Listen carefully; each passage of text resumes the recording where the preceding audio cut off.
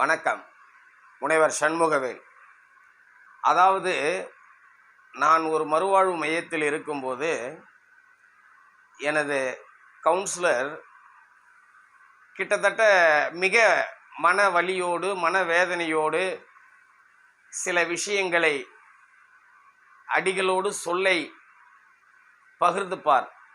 அந்த அடியால் அடித்தால் கூட மறந்துவிடும், அந்த சொல்லால் வார்த்தைகளால் அடிப்பார். அவர் கிட்டத்தட்ட 1 மணி நேரம் 1.5 மணி நேரம் கிளாஸ் நடத்திவிட்டு அவர் சில காமெடிகள் கூறுவார்.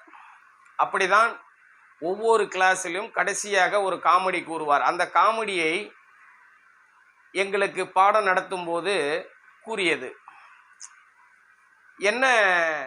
அந்த காமெடி என்றால், ஒரு குண்டான மனிதன் ஒருவன் வருகிறான். உடலில் மிகவும் குண்டானதனால் ஊர்கள் அவனை கேலி செய்கின்றன, நண்பர்கள் கேலி செய்கின்றன.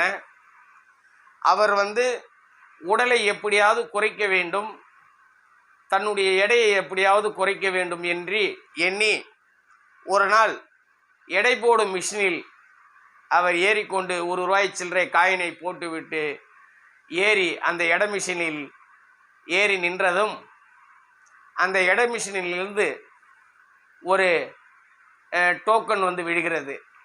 அது எழுத்துக்களோட. என்ன என்று படித்து பார்த்தார். தயவு செய்து ஒரு முறை எடை போடும்போது ஒருவர் மட்டும் ஏற வேண்டும் என்று அந்த டோக்கனில் இருந்தது. ஆகவே அவர் மனதுக்குள் எண்ணிக்கொண்டு மனதுக்குள் சில புலம்புகளை புலம்பிக் கொண்டு அந்த நேரத்தில் அவர்களுக்கு தொழில் ரீதியாக அயல்நாடு செல்ல வேண்டி இருந்தது, அமெரிக்கா செல்ல வேண்டி இருந்தது.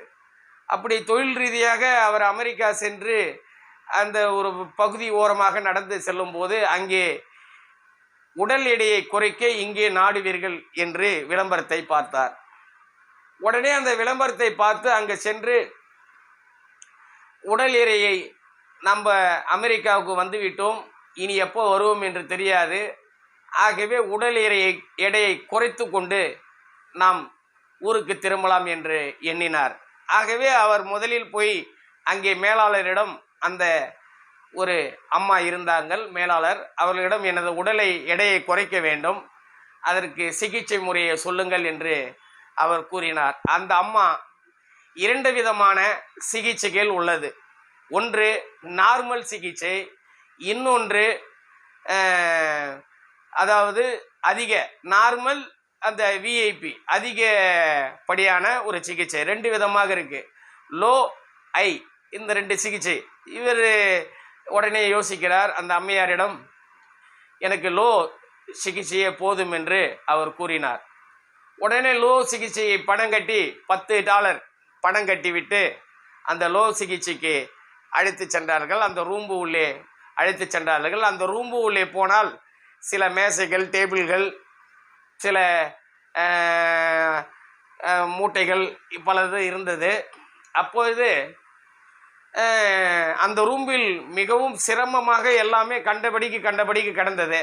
அங்கே ஒரு மூலையில் ஒரு 16 வயது பெண் அரைகுறை ஆடையிலே இருந்தார்.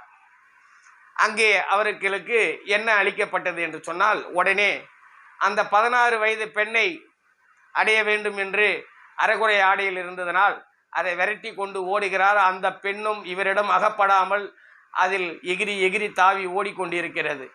இவரும் கிட்டத்தட்ட ஒரு 20 நிமிடம் அந்த பெண்ணை பிடிப்பதற்கு ஓடி கலைத்து அவர்களுக்கு வேர்வை சிந்தி, அதன் பிறகு அந்த பெண்மையை தொடக்கூட முடியவில்லை, கட்டி அணைக்கக்கூட முடியவில்லை. அதனால் திரும்பி வந்து விட்டார்.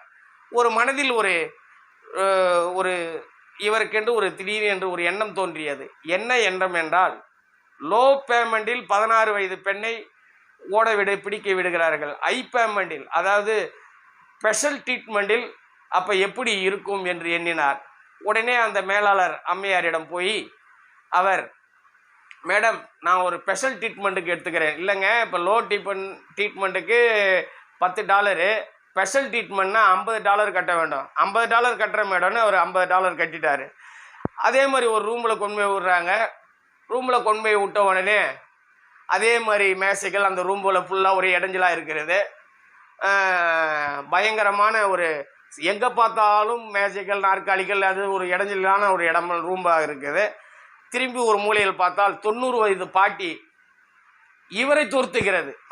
அந்த 90 வயது பாட்டி இவரை துரத்துகிறது. இவரும் அந்த பாட்டியிடம் சிக்காமல் ஓடுகிறார் ஓடுகிறார் ஓடுகிறார். களைத்து ஓடி ட்ரீட்மெண்ட் போதும் என்று எம்மா விடியம்மா அப்படி என்று களைத்து அவர் என்ன செய்கிறார் என்று சொன்னால், நீங்கள் அம்மா முடியலம்மா அப்படின்னு அந்த மேலாளரிடம் சொன்னோடனே, நீங்கள் 4 நாள் இருந்தீங்கன்னா உங்கள் உடம்பு இது மாதிரி ஓடினீங்கன்னா உங்கள் உடம்பு குறைஞ்சிரும் அப்படின்னு அந்த அம்மா சொல்ல, எனக்கு ட்ரீட்மெண்ட்டே வேணாம் சாமி என்று வெளியேறினார்.